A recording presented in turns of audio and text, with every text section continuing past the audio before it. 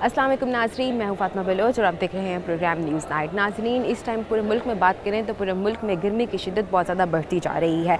इस time heat wave का बहुत ज़्यादा नाम सुनने को मिल रहा है कि कुछ दिनों तक ये हीट वेव बहुत ज़्यादा शिद्दत इख्तियार कर लेगा और इसी हवाले से आज मैं बात करूँगी कि हीट वेव होता क्या है, क्या ये ख़तरे का बाइस बनता है और इस ख़तरे के बाइस से निकलने के लिए हमें क्या क्या एहतियाती तदाबीर अपनानी चाहिए।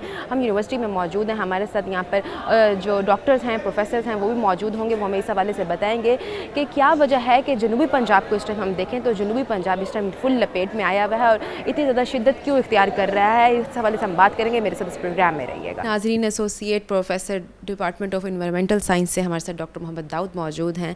क्लाइमेट चेंज के हवाले से इनसे मज़ीद जानते हैं। अस्सलाम वालेकुम सर, कैसे हैं? खैरियत से हैं आप? सर, सबसे पहले तो ये बताइएगा कि ये क्लाइमेट चेंज जो है वो होता क्या है और ये हीट वेव्स में बहुत ज़्यादा इजाफा हो रहा है आजकल, तो क्या समझते हैं कि ये क्लाइमेट चेंज की वजह से इसका हीट वेव का इजाफा हो रहा है? जी, ऐसा है कि क्लाइमेट चेंज, जैसा कि बहुत सारे लोगों को आइडिया है कि हमारा जो ज़मीन का एक कुदरती निज़ाम है, तो उसमें जो टेम्परेचर है वो जो पहले से आप यूँ कह सकते हैं कि आज से 100-150 साल पहले जो टेम्परेचर था, एवरेज टेम्परेचर था, उसमें अब ग्रेजुअल इंक्रीज़ हो रहा है, इजाफा हो रहा है। तो उसकी वजह से हमारा जो ज़िंदगी के मुख्तलिफ़ शोबाजात हैं वो सारे अफेक्ट हो रहे हैं। वो चाहे एग्रीकल्चर हो, वो चाहे हमारा सेहत का सिस्टम हो, या जैसे हमारा जो मौसमों का आने और जाने का टाइम है, या उनकी जो ड्यूरेशन है। तो ये सारी चीज़ें जो है ना वो अफेक्ट हो रही हैं। तो हम कलेक्टिवली इन सब को हम ना लेमैन पॉइंट ऑफ व्यू से इनको क्लाइमेट चेंज कहते हैं, और स्पेसिफिकली इसको ग्लोबल वार्मिंग भी कहा जाता है, क्योंकि इसमें मोस्ट ऑफ द टाइम ना जो ज़मीन का टेम्परेचर है, दर्जा हरारत है, वो पहले की निस्बत अब बढ़ गया है। तो इसलिए इसको ग्लोबल वार्मिंग कहते हैं। बाकी जो दूसरा आपका क्वेश्चन था कि आजकल हम बहुत ज़्यादा सुन रहे हैं कि ये हीट वेव्स आ रही हैं और हीट बर्स्ट के इवेंट्स हो रहे हैं, तो इनका क्लाइमेट चेंज के साथ डेफिनेट सी बात है, इनका क्लाइमेट चेंज के साथ ताल्लुक़ बनता है। तो होता ऐसे है कि बेसिकली जैसे मैंने आपको पहले कहा कि जो ज़मीन का कुदरती जो तवानाई का जो निज़ाम है वो बैलेंस था।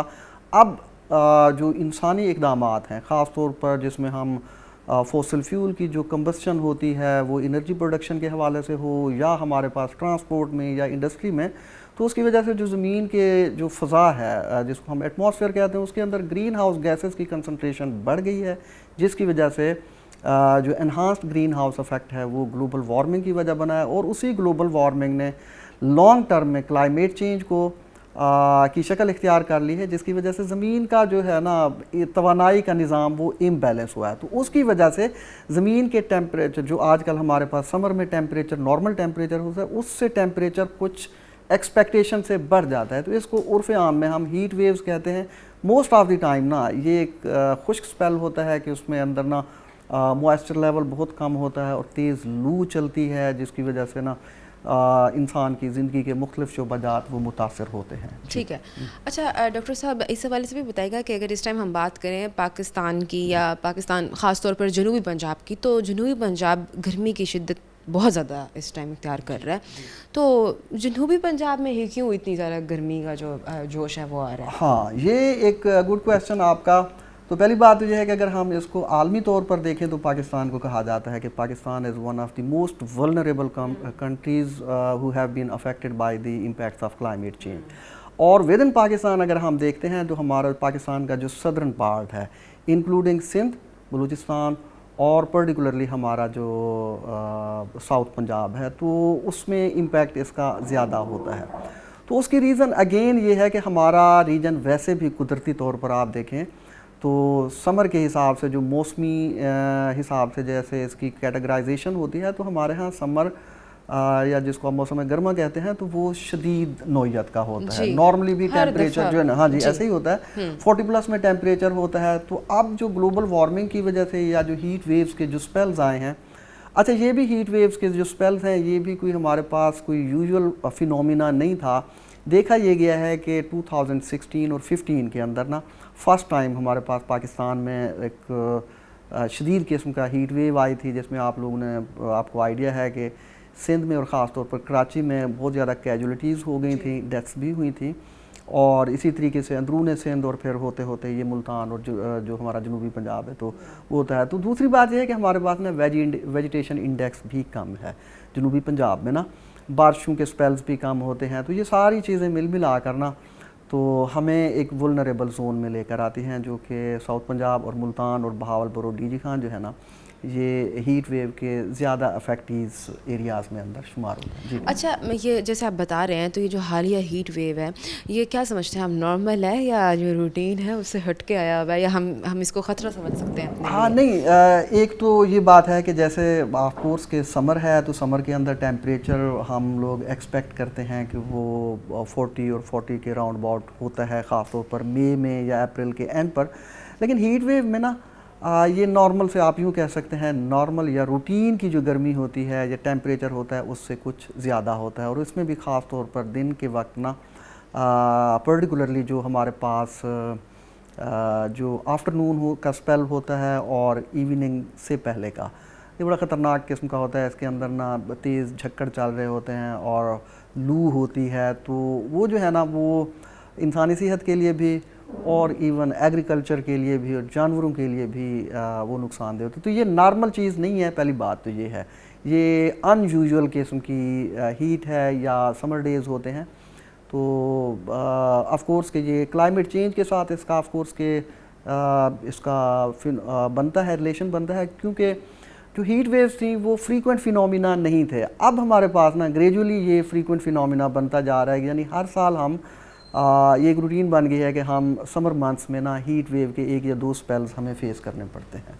जी। तो आने वाले सालों में क्या ये लंबे अरसे तक चलने वाला है, या इसके लिए कोई प्लानिंग्स हो रही हैं? हाँ नहीं, ऑफ कोर्स कि पूरी दुनिया में अगर आप देखें तो एफर्ट्स तो हो रही हैं, उसमें तो बहुत ज़्यादा, मतलब आप देख लें मुल्कों के दरमियान जो है ना एग्रीमेंट्स भी हो रहे हैं, जिसमें जो मुतबादिल तवानाई के ज़राए हैं उनकी तरफ भी दुनिया शिफ्टिंग की तरफ जा रही है। पाकिस्तान में भी आप देखते हैं तो पाकिस्तान ने अपना जो एनर्जी का बर्डन है वो काफ़ी हद तक उसको शिफ्ट किया है towards the solarization over last few years, और ग्रेजुअली इसके अंदर ना क्या कहते हैं कि उम्मीद है कि बेहतरी आएगी। लेकिन उसके बावजूद ये क्लाइमेट चेंज का, ग्लोबल वार्मिंग का एक इतना कॉम्प्लिकेटेड फिनोमिना है कि आप ना इसको नहीं कह सकते कि ये विद इन फ्यू ईयर्स ये इससे हम जान छुड़वा लेंगे। तो ये क्लाइमेट चेंज का जो फिनोमिना है ये फ्यूचर काफ़ी अर्से तक चलेगा।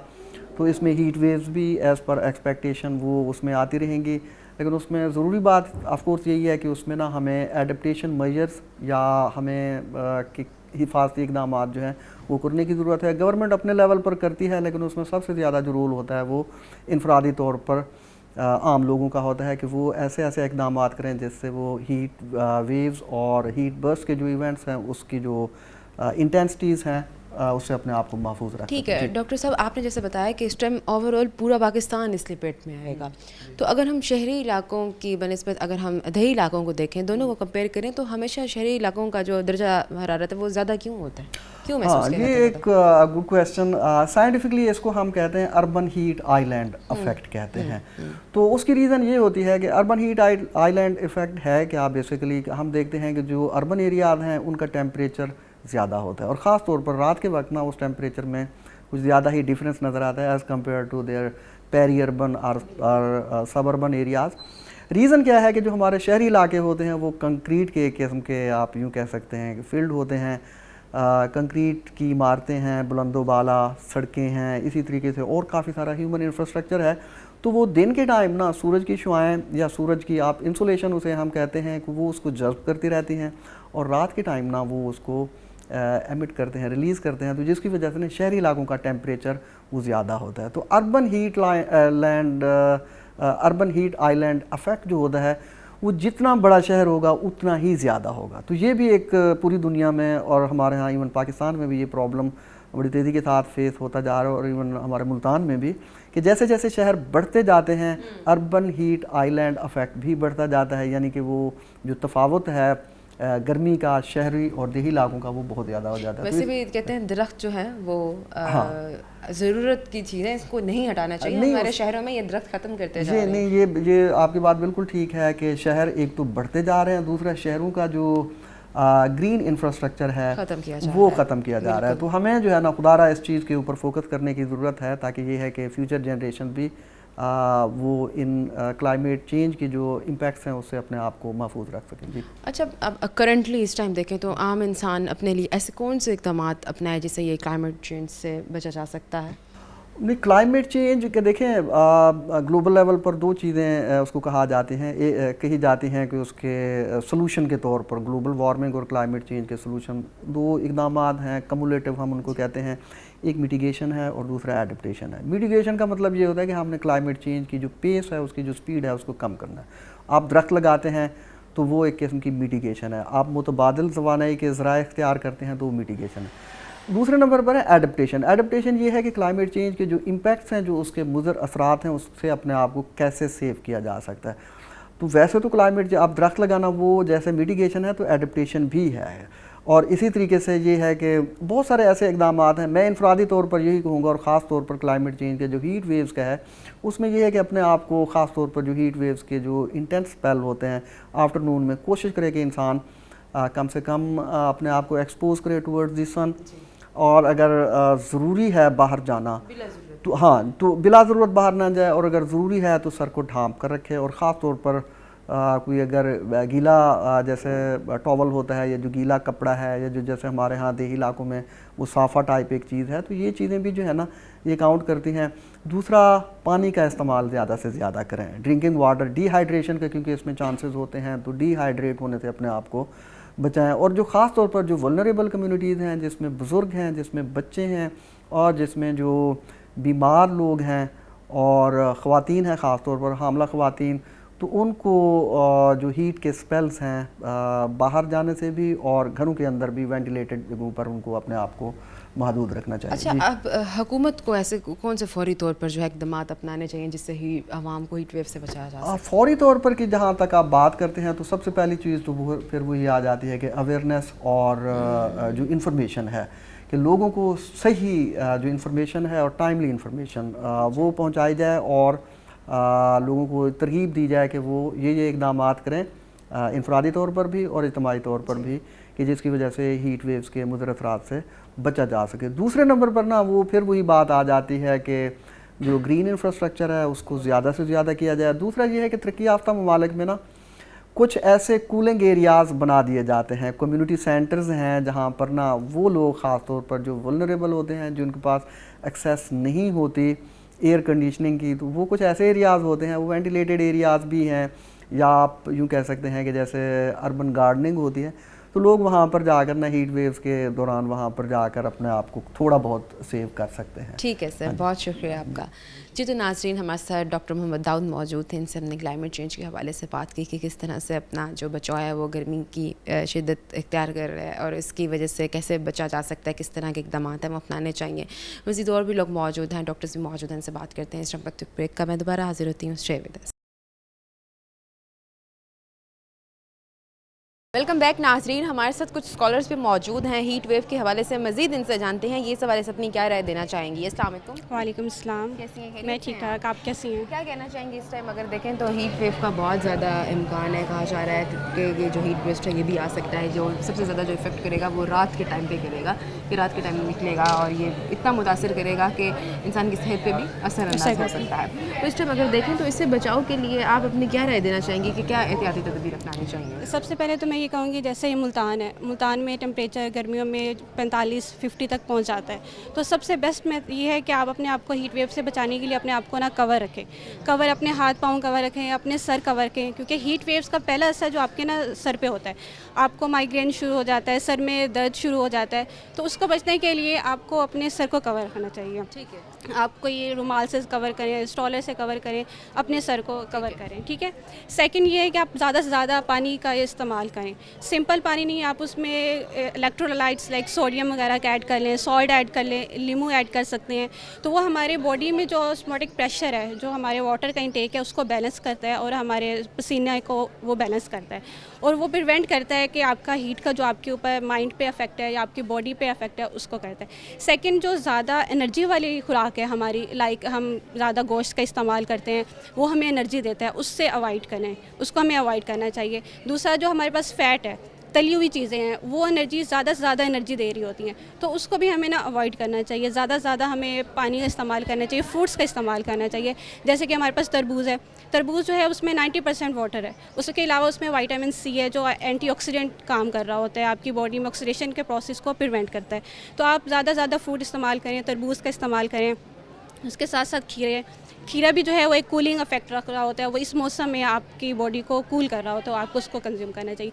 और जो पीक आवर्स होते हैं 3 बजे से लेकर या 1 बजे से 3 बजे का, वो ज़्यादा हीट स्ट्रोक का टाइम होता है, वो डायरेक्ट आपके माइंड पे, आपकी बॉडी पे अफेक्ट कर रहा होता है, डिहाइड्रेशन कॉज करता है। तो इस टाइम पे बाहर निकलना आप कम से कम करें, गैर ज़रूरी आप बाहर ना निकलें। ठीक है मैम, जिस तरह आप बात कर रही हैं कि गैर ज़रूरी आप बाहर ना निकलें, लेकिन जो बच्चे हैं, स्टूडेंट्स हैं, वो मजबूरन निकलने अपनी पढ़ाई के लिए, या ऑफिस वाले हैं तो उन्होंने भी बाहर जाना है, तो सुबह का टाइम होता है, आप निकलते हैं 9-10 बजे तक, तो उस टाइम पे धूप निकली हुई होती है और 9-10 बजे पहले इतनी धूप नहीं असरअंदाज होती थी, अब तो ऐसा लगता है डायरेक्ट सूरज ही आपके सर के ऊपर आ गया।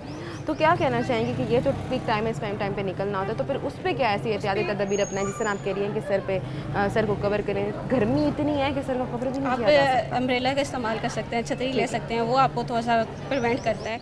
आप डायरेक्ट सन ग्लासेस वगैरह लगा सकते हैं, वो आपकी आंखों को प्रिवेंट करता है। उसके अलावा अपने आप को कवर रखें तो वो आपकी ही स्टॉक जो है उसका इफेक्ट आपकी बॉडी पे कम कर सकता है। अगर आपने इस पीक आज में बाहर निकलना है और बहुत ज़रूरी है निकलना, तो इसमें आपको अपने आप को कवर करना बहुत ज़रूरी है। और सबसे ज़्यादा आपको पानी इंटेक करना है, वाटर इंटेक आपका ज़्यादा। ठीक है, पानी के मुतबादिल अगर देखें तो आप क्या समझती हैं, क्या चीज़ लेनी चाहिए, ऐसी कौन सी फ्रूट्स वजह? आप ले सकते हैं, लेकिन पानी इसका मुतबादिल कुछ भी नहीं हो सकता।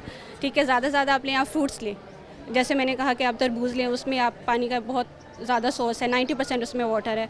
उसके अलावा खीरे हैं, उसमें 95% वाटर है। तो ये जो कूलिंग इफेक्ट वाले फ्रूट्स एंड वेजिटेबल्स हैं, इसका ज़्यादा से ज़्यादा हमें इन दिनों में इंटेक करना चाहिए।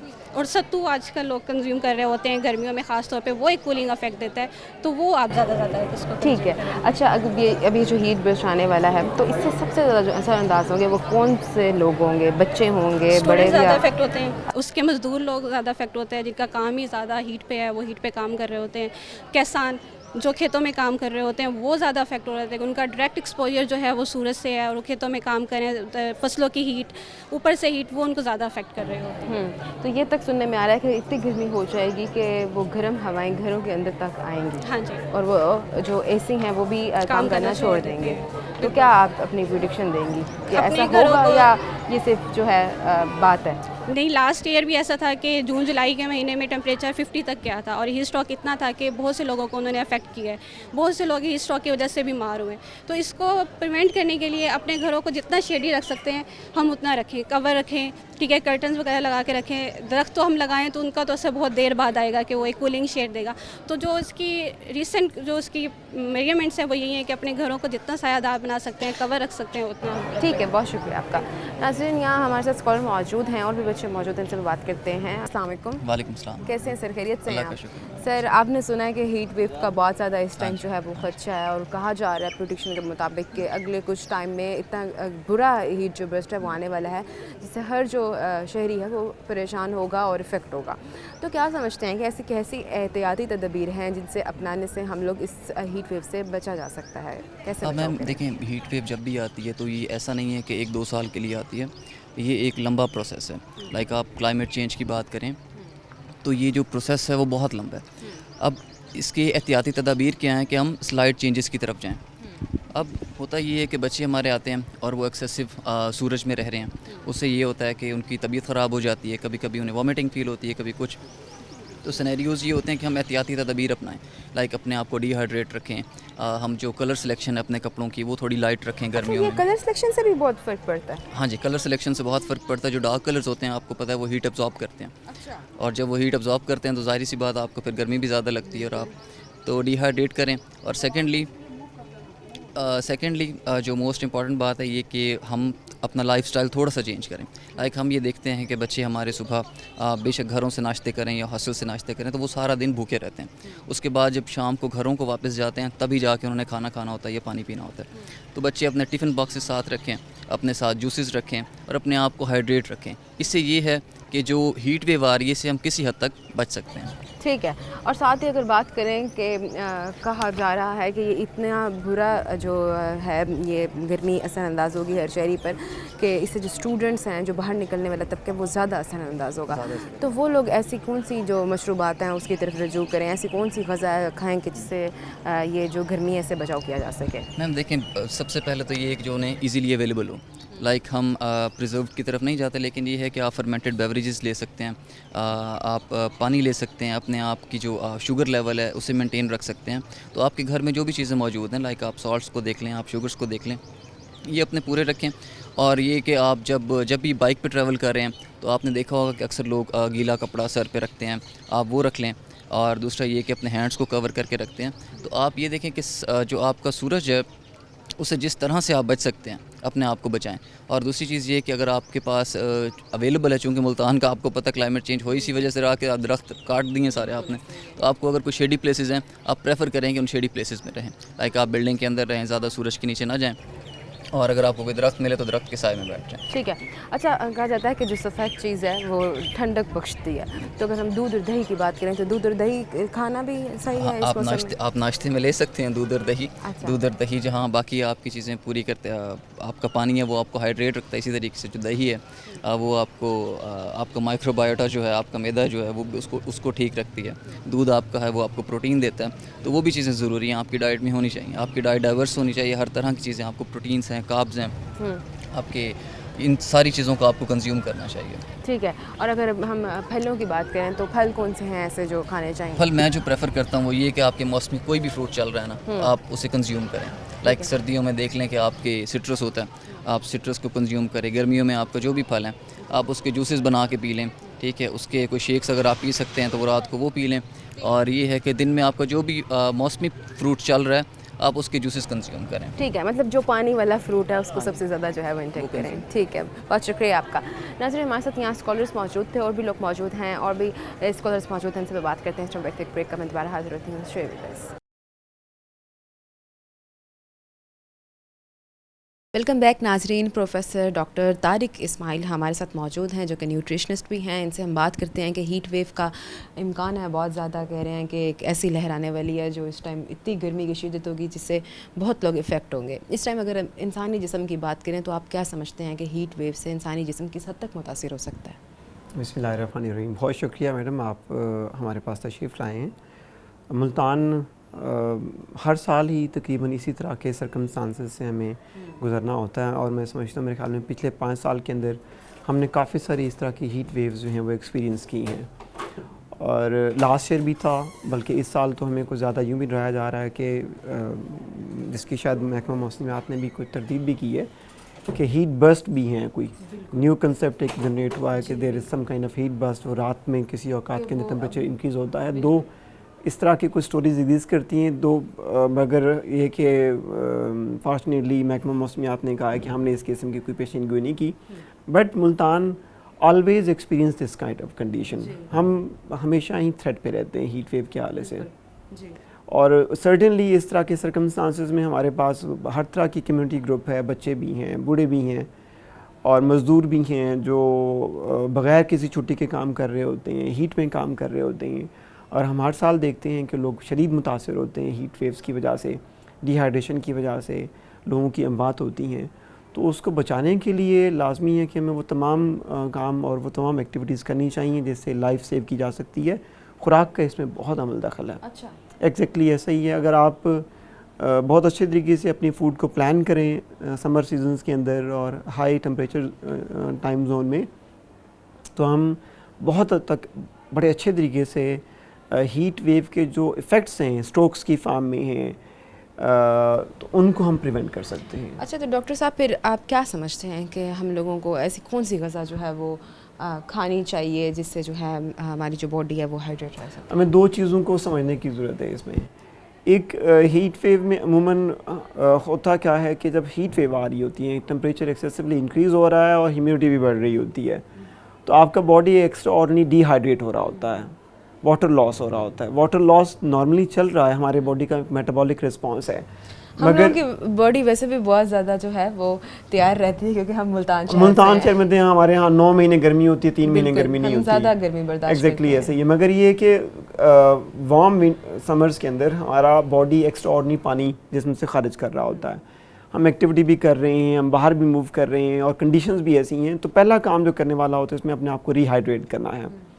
तो हीट स्ट्रोक को, हीट वेव के इफ़ेक्ट को मिनिमाइज़ करने की पहली जो आपके यहाँ की सजेशन होती है कि आप ज़्यादा से ज़्यादा अपने आप को रिहाइड्रेट करें। अब रिहाइड्रेशन के बेसिक पर्सपेक्टिव एक तो ये है कि पानी जिस्म में जा रहा है और आपके जिस्म को, आपकी किडनीज़ को जो नीडेड अमाउंट है वाटर की वो मिल रही है आके। साथ साथ में बहुत से ऐसे अज्जा हैं पानी के अंदर जो हम ले रहे होते हैं, हम उनकी अहमियत का अंदाज़ा नहीं होता, क्योंकि हम इलेक्ट्रोलाइट्स कहते हैं। अब सोडियम है, पोटाशियम है, कैल्शियम है, तो ये बहुत से इलेक्ट्रोलाइट्स हम पानी के मद में लेते हैं और हमें पता नहीं कितनी इंपॉर्टेंट न्यूट्रिएंट्स ले रहे होते हैं। और अगर ये बॉडी से एक्स्ट्रा ऑर्डिनरी अमाउंट में निकल जाएं तो फिर इंसान कोलैप्स कर जाता है। अच्छा डॉक्टर साहब, जैसे आप कह रहे हैं कि पानी तो ज़रूरत है, इसके बगैर तो गुजारा ही नहीं है, ज़िंदा ही नहीं रह सकता इंसान, तो पानी के साथ ऐसे कौन से जो मशरूबात हैं वो लेने चाहिए जिससे वाकई बॉडी जो है वो ठीक रह सके? जिस तरह आप कह रहे हैं कि हमें पता ही नहीं होता अहमियत का जो हम ले रहे हैं। एग्जैक्टली ऐसा ही है। देखें कि पानी बताते खुद बहुत से अच्छे न्यूट्रिएंट्स कैरी करता है। अब अगर आप चाहते हैं कि इससे भी ज़्यादा अच्छी डाइवर्सिटी क्रिएट हो, अब हमारे पास सिस्टम में बहुत से ऐसे लोग इतने ज़्यादा पानी नहीं पी सकते।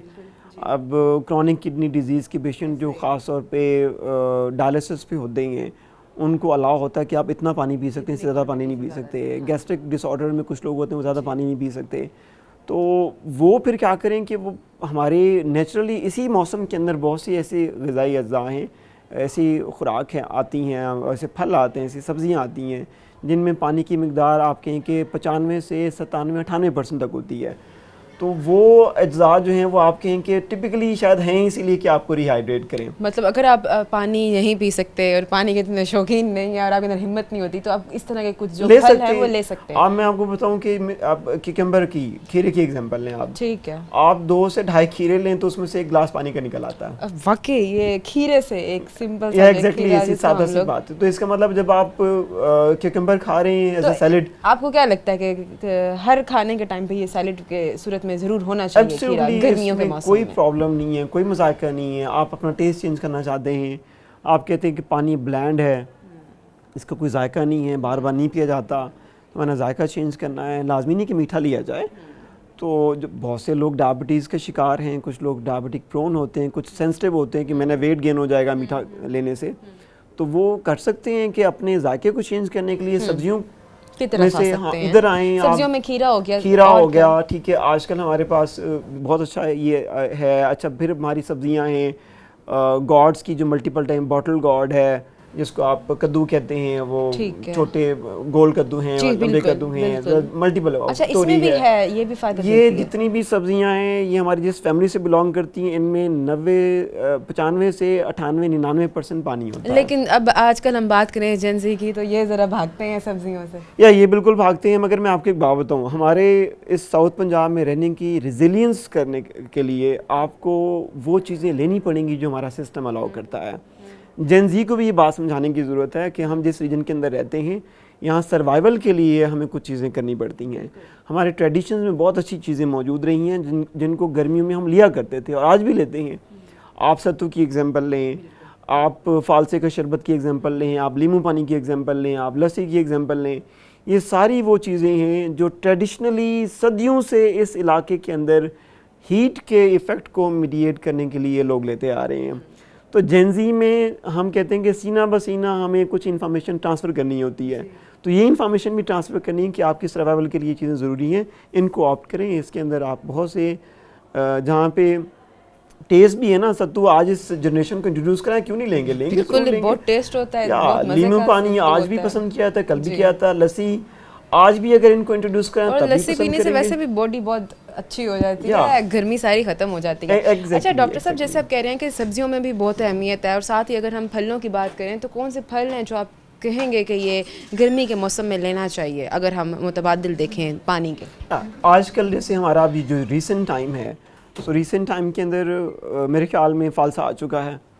वो हमारी बहुत ज़बरदस्त किस्म की बेरी है और वो ना सिर्फ आपको आपके इलेक्ट्रोलाइट्स को पूरा करती है, बल्कि एक और बड़ा इंपॉर्टेंट हमारे बॉडी में एक नेगेटिव एक रोल चल रहा होता है हीट के दौरान में, ऑक्सीडेटिव स्ट्रेस बनती है बॉडी के अंदर, जो आपके ऑर्गन्स को अफेक्ट कर रही होती है, लिवर को अफेक्ट कर रही होती है, वो किडनीज को अफेक्ट कर रही होती है। उस स्ट्रेस को डाउन करने के लिए फ़ालसे का जो मशरूब है बहुत बेहतरीन है। अच्छा, हमारी ना फ़ालसे पे फॉर्चुनेटली बड़ी अच्छी रिसर्च है। हमारे यहाँ पे PhD हुए हैं फ़ालसे के ऊपर, बहुत अच्छा पब्लिश भी किया है, ग्लोबली रिकग्निशन मिली है। तो falsa is one of the wonderful berry, जो आपके कि आपने सुना होगा क्रैन मैक्स, क्रैनबेरी सेशे, वो हम हमारे डॉक्टर्स जो हैं वो रिकमेंड करते हैं। अच्छा, अगर किसी को इशू भी है ऐसे ही फालसा खाने से, तो आप उसका जूस बना के पी लें तो वो भी मेरे ख्याल से ज़्यादा बेहतरीन। फालसे में ऐसा कोई इशू नहीं है, सिर्फ प्रॉब्लम तब आता है जब इसमें नमक डाला जाता है। तो हाइपर सेंसिटिव लोग हैं जिनको हाइपरटेंशन है, वो नमक से दूर रहें, ठीक है। तो मौसम गर्मा में जब हम मशरूबात ले रहे होते हैं तो मशरूबात के अंदर नमक ऐड किया जाता है, चाहे वो काला नमक हो या सफ़ेद नमक हो, उससे कोई फर्क नमक नहीं ही पड़ता। है। अच्छा, फ़र्क पड़ता है। कितना फ़र्क पड़ता है? फ़र्क पड़ता है, माइल्ड डिफरेंस है।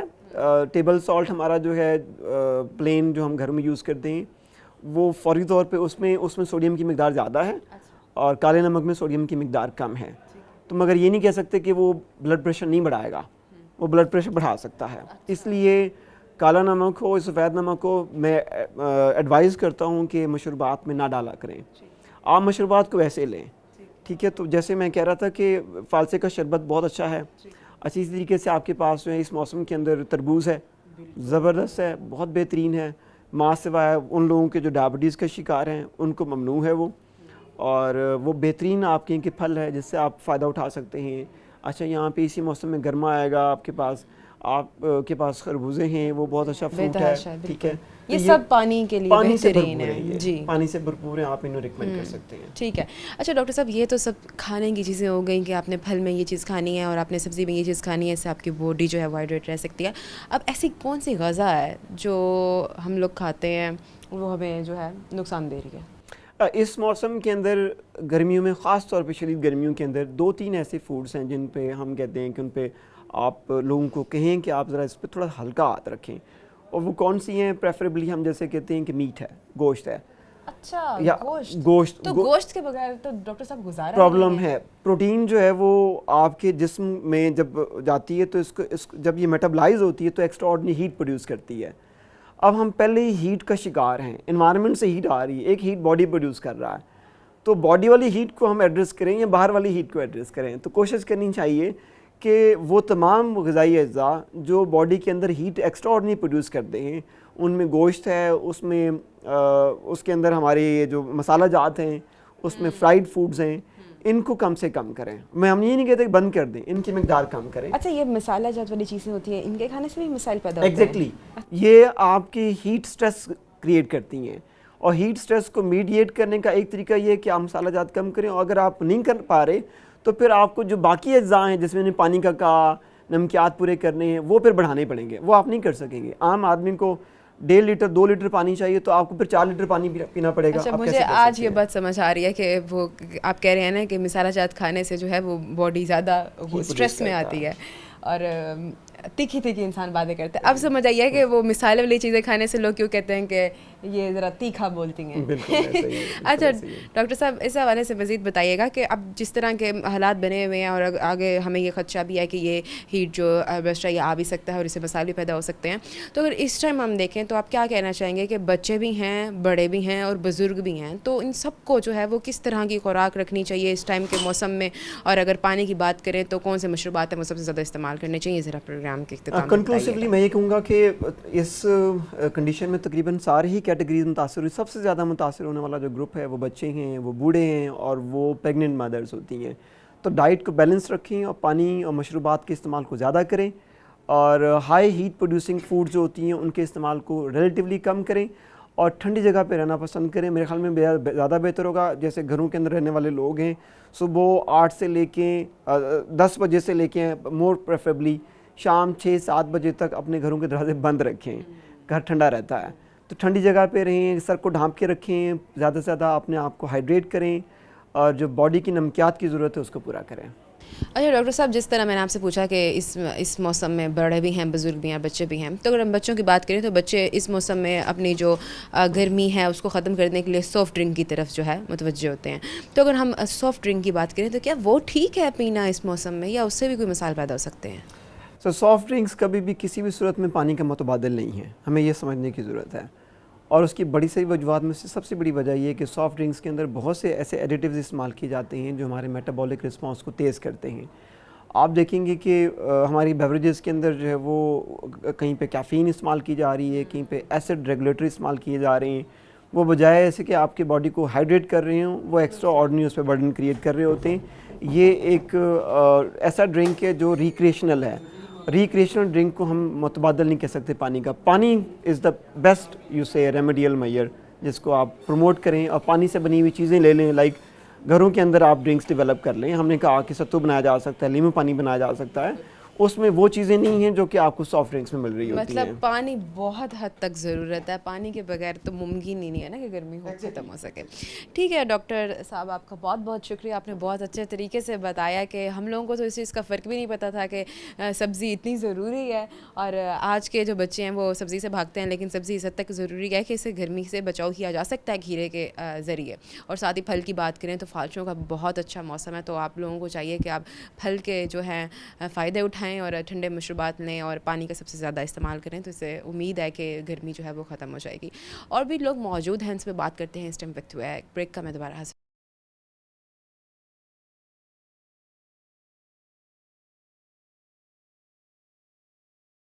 वेलकम बैक नाजरीन। Assistant professor doctor Raheel Suleman हमारे साथ मौजूद हैं, इनसे हम मज़ीद बात करते हैं। अस्सलाम वालेकुम सर, कैसे हैं? खैरियत से हैं आप? ठीक ठाक, शुक्र। सर, आपके सामने इस टाइम हीट वेव का बहुत ज़्यादा जो है वो बातचीत हो रही है कि हीट वेव आ सकता है और हीट वेव भी बहुत ज़्यादा असरअंदाज होगा इंसानी सेहत के ऊपर। तो इस टाइम अगर बात करें तो इस हीट वेव से बचा कैसे जा सकता है? ऐसी कौन सी एहतियाती तदबीर हैं जिससे अपनाने से इंसान जो है वो ठीक रह सकता है? अगर इंसान की बॉडी की बात करें तो ऐसी कौन सी वजह है जिसे लेने से हाइड्रेट हो सकती है बॉडी? देखें, सबसे इम्पॉर्टेंटली तो ये है कि जितने भी हमारे, चाहे वो नौजवान हैं चाहे वो हमारे बूढ़े लोग हैं, सबसे बड़ी बात ये है कि हमारे ये पूरा रीजन क्योंकि बहुत गर्म है और खुश्क है, तो यहाँ पर ज़रूरी है कि हम अपनी सबसे पहले तो अपनी पानी की मिक़दार को जिस्म में जो है बरकरार रखें। इन दिनों में स्वेटिंग होती है, पसीना आता है, और हम जब बहुत सारे नौजवान जो जैसे हम बाहर निकलते हैं और स्वेटिंग की वजह से बहुत ज़्यादा आपका वाटर लॉस होता है बॉडी से, तो हमारी क्योंकि जिस्म 70% वाटर बेस जो है वो है, उसमें 70% तक जो है वो पानी जो है उस शामिल है, तो ज़रूरी है कि हम अपनी खुराक के अंदर जो है वो एक तो पानी के जितने वाले फल हैं, सब्जियां हैं, उनको बहुत अच्छे तरीके से उनकी अच्छी क्वांटिटी जो है वो लें। इसके अलावा जो है वैसे भी पानी को जो है वो ज़्यादा से ज़्यादा पिएँ। तो कहा जाता है कि तकरीबन 2.5 से 3 लीटर्स तक जो है वो आप पानी रोज़ाना डेली बेसिस के ऊपर कंज्यूम करें, ताकि जो है वो आपकी पानी की जो लेवल है वो बरकरार रहे जिस्म के अंदर और आपको डिहाइड्रेशन ना हो। तो ये फ़र्स्ट आपके पास जो है वो ऐसी एहतियाती तदाबीर के तौर पर हम कहते हैं कि वो है जो आप ले सकते हैं। इसके अलावा सबसे ज़्यादा इम्पॉर्टेंट है कि आप अपने जो कपड़े हैं उनको आप लाइट वेयर में रखें, क्योंकि जितना आप डार्क कलर चीज़ें पहनते हैं उतना ज़्यादा आपकी बॉडी अब्सॉर्ब करती है हीट को, तो लाइट कलर्स को पहनना बहुत ज़रूरी है। इसके अलावा जैसे हम बाहर निकलते हैं तो कोशिश करें कि हम अपने जो सर है उसको ढांपें, क्योंकि डायरेक्टली जब आपको हीट अफेक्ट करती है, सनलाइट जो अफेक्ट करती है आपके, तो वो आपके जो सॉर्ट ऑफ लाइक माइंड को और ब्रेन को अफेक्ट कर सकती है, और उससे फिर बहुत ज़्यादा आपको कॉम्प्लिकेशन हो सकती है। तो कोशिश ये करें कि जब आप बाहर निकलें तो सर को अपने ढांपें और लाइट कपड़ों को पहनें, और इसके अलावा पानी को ज़्यादा से ज़्यादा कंज्यूम करें दिनों में। ठीक है डॉक्टर साहब, जिस तरह हम बता रहे हैं कि हम एक ऐसे शहर में रहते हैं जहाँ वैसे भी बहुत ज़्यादा गर्मी होती है। हम पूरे 12 महीनों में सबसे ज़्यादा मेरे ख्याल से 10 महीने गर्मी बर्दाश्त करते हैं, 2 महीने की सिर्फ सर्दी आती है हमारे लिए। तो जब बाहर निकलते हैं तो धूप की तपिश इतनी ज़्यादा होती है जिससे सिर्फ हमारी सेहत ही नहीं असरअंदाज होती, हमारी जिल्द भी बहुत ज़्यादा असरअंदाज होती है, स्किन सारी ख़राब हो जाती है। तो इसके लिए क्या है कि पानी पीने से भी नहीं हल हो पाती, इसके लिए क्या एहतियाती तदबीर अपनाई जा सकती? देखें, जैसे हम कहते हैं कि हमने अपने जैसे फेस को भी कवर करना ज़रूरी है इसमें, क्योंकि डायरेक्टली देखें इससे जो आपकी सनलाइट है उससे आपके जो पोर्स हैं, जो आपके फेस के पोर्स हैं या बॉडी के पोर्स हैं, वो भी बंद हो जाते हैं इन दिनों में, क्योंकि सर्कुलेशन नहीं है।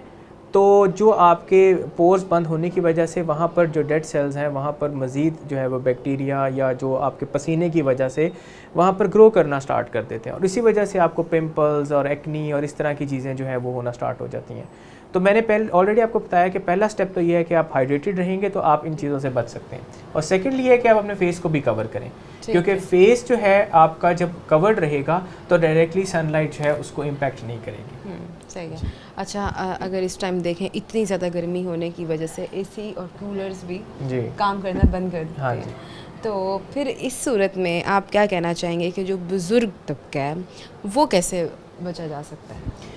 सबसे ऐसी इम्पोर्टेंट कौन सी ग़िज़ा है वो लोग खाएं जिससे हाइड्रेट हो सकती है बॉडी? उसमें सबसे ज़्यादा तो जैसे हमारे पास अब बहुत अच्छे वाटर वाले जो फ्रूट्स हैं, जिनमें तरबूज है, जिसमें खरबूजे हैं, और इसी तरीके से हमारे पास सब्जियों में खीरा है, ये वो तमाम तर चीज़ें जो कि बहुत ज़्यादा वाटर कंटेंट रखती हैं अपने अंदर।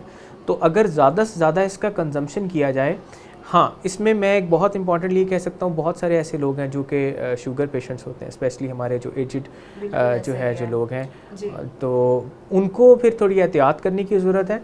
तो वो फिर ये है कि ऐसी बहुत सारी ऐसी जिसमें शुगर की कंटेंट कम है वो ऐसे फ्रूट्स इस्तेमाल कर सकते हैं। आम तबका या बच्चे या बड़े तो इस तरह के फ्रूट खा लेंगे और उनका जो बॉडी है वो हाइड्रेट हो जाएगी, लेकिन जैसे डायबिटिक पेशेंट हैं तो उन लोगों के लिए क्या ऐसे फ्रूट्स हैं सिलेक्टिव जो आप बताना चाहेंगे वो लोग खाएं? उनके लिए बहुत सारे, जैसे कि आप देख सकते हैं कि जामुन एक बहुत अच्छा ज़बरदस्त फ्रूट अच्छा, है, आ रहा है, और है। वो बहुत अच्छी कंटेंट रखता है अपने अंदर, एंटी डायबिटिक उसके अंदर प्रॉपर्टीज़ हैं।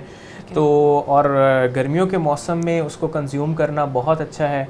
तो जामुन एक बहुत अच्छा फ्रूट है, और जिसमें जो है वो न्यूट्रिएंट रिच भी है, उससे आपके बहुत सारे, और स्पेशली उसके अंदर ऐसी प्रॉपर्टीज़ हैं जो कि गर्मी के जो असरात हैं उसको कम करने, हाँ जी, उसको कम करने की उसके अंदर ये खासियत पाई जाती है। अच्छा, तो ये जो फालसे हैं ये भी खा सकते हैं? फालसे बहुत अच्छे हैं। अच्छा। और फालसों के अंदर भी ये प्रॉपर्टीज़ मौजूद हैं। जितने ये बेरीज़ हैं आपकी, जामन हो गया, फालसे हो गए, क्योंकि ये अल्लाह ताला ने हमें ऐसी कुदरती तौर पर तोहफे अता किए हैं, और मोस्टली मैं क्योंकि यूरोप भी रहा हूँ तो वहाँ पर ये चीज़ें नहीं हैं। तो ये अल्लाह ताला ने इस रीजन को, हमारे इस पूरे पाकिस्तान के अंदर ये खूबसूरत ऐसे फल हैं और आपके पास सब्जियां हैं जो कि शायद बहुत सारे ऐसे ममालिक में मौजूद नहीं है, अल्लाह ताला ने हमें अता की हैं, तो हमें इससे मुस्तफ़ीद होना चाहिए। अच्छा, आपको लगता है कि इस पे क्लाइमेट चेंज का भी बहुत ज़्यादा असर है?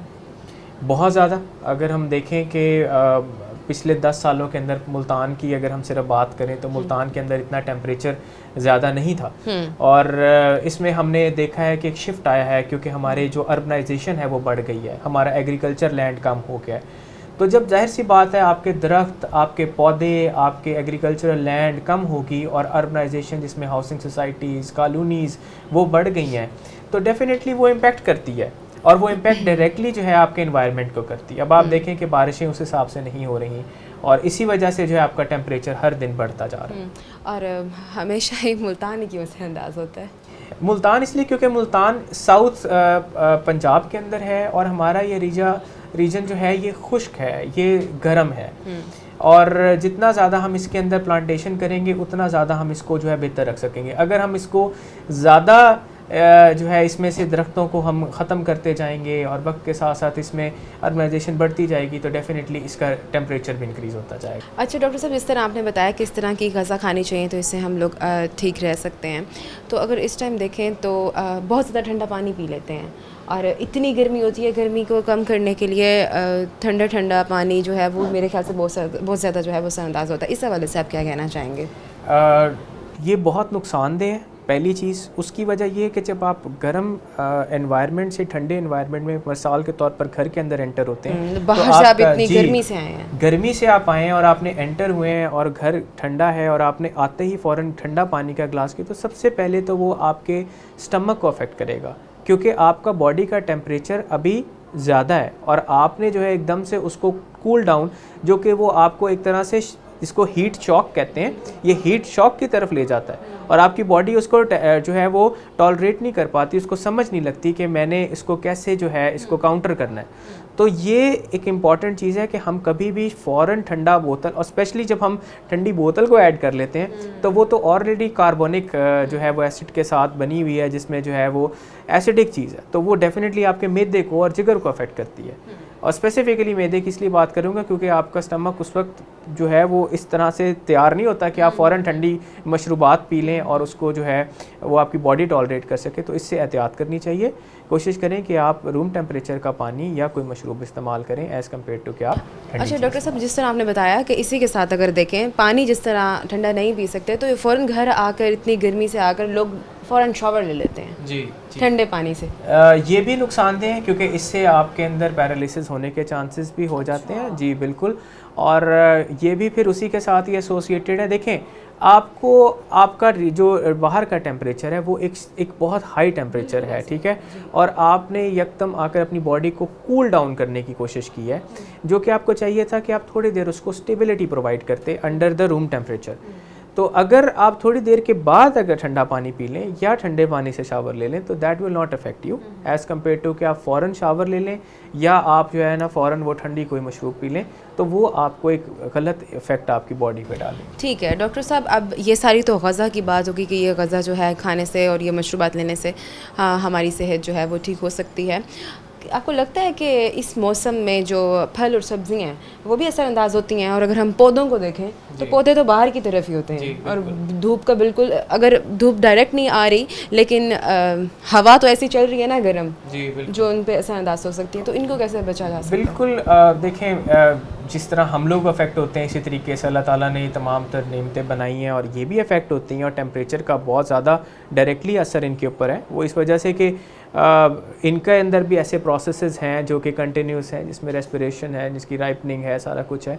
तो डेफिनेटली जब ये एक लंबे अरसे के लिए हाई टेम्परेचर पर रहेंगे तो इनकी जो ओवर राइपनिंग है स्टार्ट हो जाती है। जैसे कि आप आम को देखें कि आम को आप ज़्यादा टेम्परेचर के लिए या ज़्यादा देर के लिए अगर गर्म टेम्परेचर है तो वो आहिस्ता आहिस्ता ख़राब होना स्टार्ट होता है, तो उसका टेस्ट, उसकी अपीयरेंस ख़राब हो जाती है।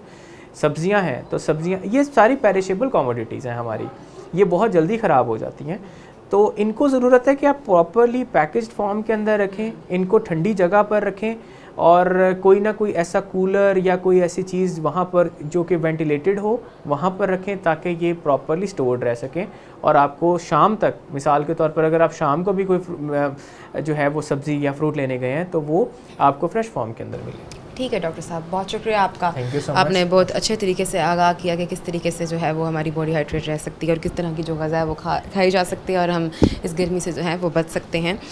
जी तो नाज़रीन, हमारे साथ डॉक्टर रहील सलेमान मौजूद थे और भी डॉक्टर्स मौजूद थे, स्कॉलर्स भी मौजूद थे। क्लाइमेट चेंज के हवाले से बात की कि आपके सामने है कि इस टाइम जो हीट वेव आ रहा है वो बहुत ज़्यादा असरअंदाज करेगा आम शहरी पर, चाहे वो बुज़ुर्ग हों या बच्चे हों या बड़े हों। तो बस एहतियाती तदबीर यही है कि ठंडे मशरूबात लें और ज़्यादा से ज़्यादा बाहर निकलने से परहेज़ करें, सिर्फ ज़रूरत के वक्त बाहर निकलें और स्पेशली जो है वो घरों के अंदर रहें। और अगर आपने अपनी घरों के दरवाजे खोल के रखे हुए हैं या खिड़कियाँ खोल के रखे हुए हैं तो उनको बिला ज़रूरत ना खोल के रखें, बंद रखें ताकि जो हीट वेव जो है वो असरअंदाज ना हो आपके घर पर। तो उम्मीद करती हूँ कि आप एहतियाती तदबीर अपनाएंगे और इस तरह के जो मसाइल हैं इनका शिकार नहीं होंगे और एक नए प्रोग्राम में हाज़िर होंगी। तब तक के लिए फ़ातिमा बलोच को इजाज़त दें। अल्लाह ने